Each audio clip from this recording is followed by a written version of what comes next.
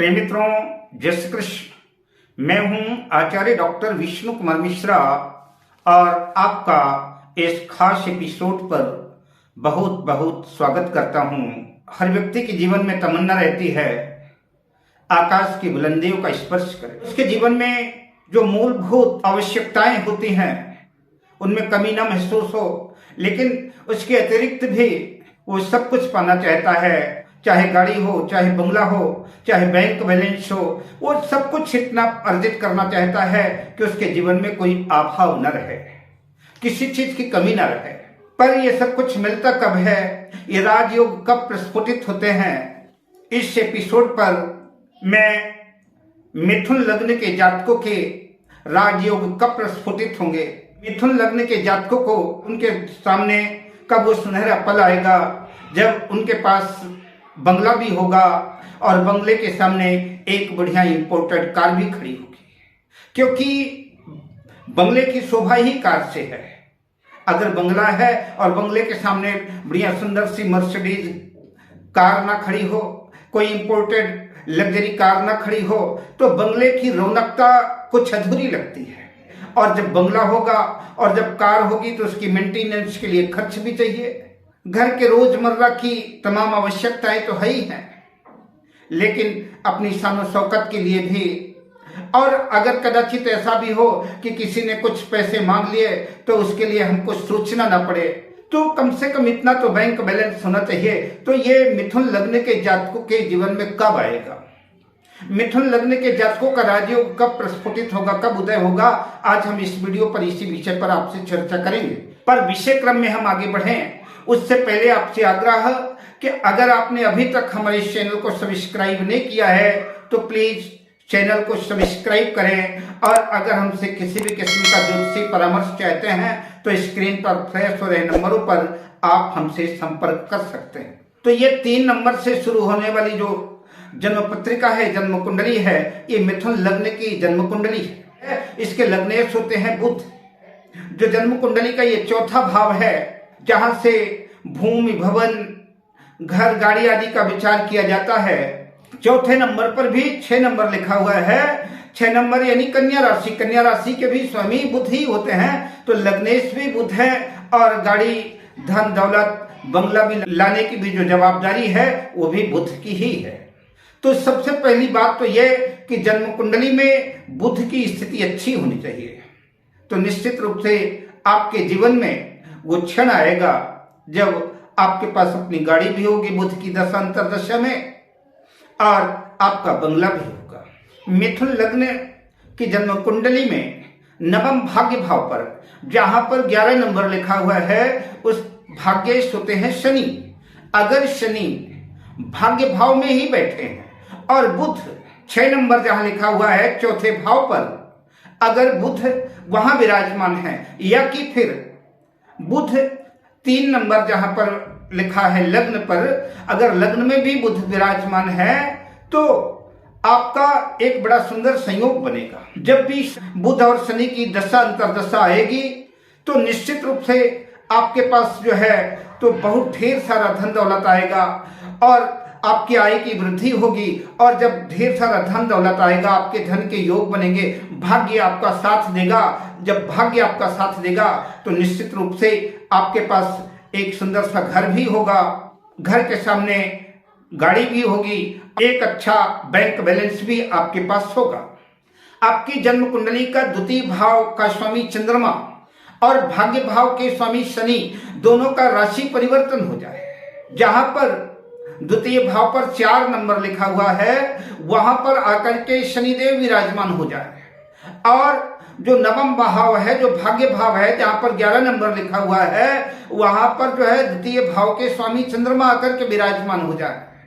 अगर आपकी जन्म कुंडली में ऐसा कुछ संयोग बना हुआ है कि भाग्येश और द्वितीयेश धनेश का राशि परिवर्तन है, शनि चंद्र की राशि पर है और चंद्र शनि की राशि में है, अगर ऐसा संयोग आपकी जन्म कुंडली में बना हुआ है तो आप निश्चित रूप से समझिए कि जब भी शनि और चंद्रमा की दशा अंतरदशा आएगी तो दोनों की दशा और अंतरदशाओं में आपके भाग्योन्नति होगी। और आपके पास इतना धन आएगा, आपके पास इतना पैसा आएगा वो कल्पना के बाहर होगा। और जब इतना धन दौलत आएगा तो फिर निश्चित रूप से आपके पास अपना स्वयं का खूबसूरत घर भी होगा, खूबसूरत बंगला भी होगा। बंगले के सामने, आपके घर के सामने सुंदर सी इंपोर्टेड कार भी खड़ी होगी। आपकी जन्म कुंडली में ऐसा संयोग बन जाए कि जन्म कुंडली के पंचम भाव पर जहां पर 7 नंबर लिखा हुआ है, तुला राशि के स्वामी शुक्रदेव स्वयं विराजमान हो। और जो जन्म कुंडली का ये 11वां भाव है जहां पर कि 1 नंबर लिखा हुआ है, अगर यहां पर मंगल बैठ जाते हैं और अगर यहां पर मंगल बैठ जाते हैं और पंचम भाव पर शुक्र बैठ जाते हैं तो निश्चित रूप से जब शुक्र और मंगल की दशा अंतरदशा आएगी उस वक्त आपके पास ढेर सारा धन दौलत होगा।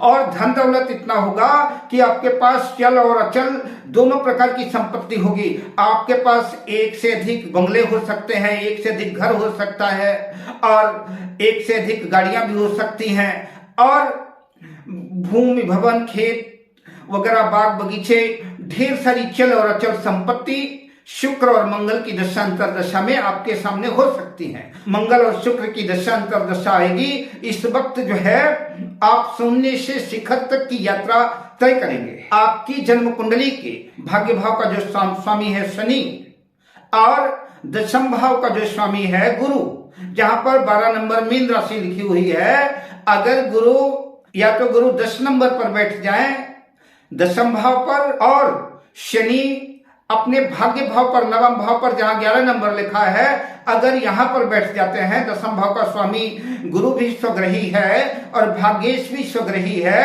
बुध लग्न में विराजमान है। जब गुरु और शनि की दशा अंतरदशा आएगी उस वक्त भी जो है आपके प्रबल भाग्योदय होंगे।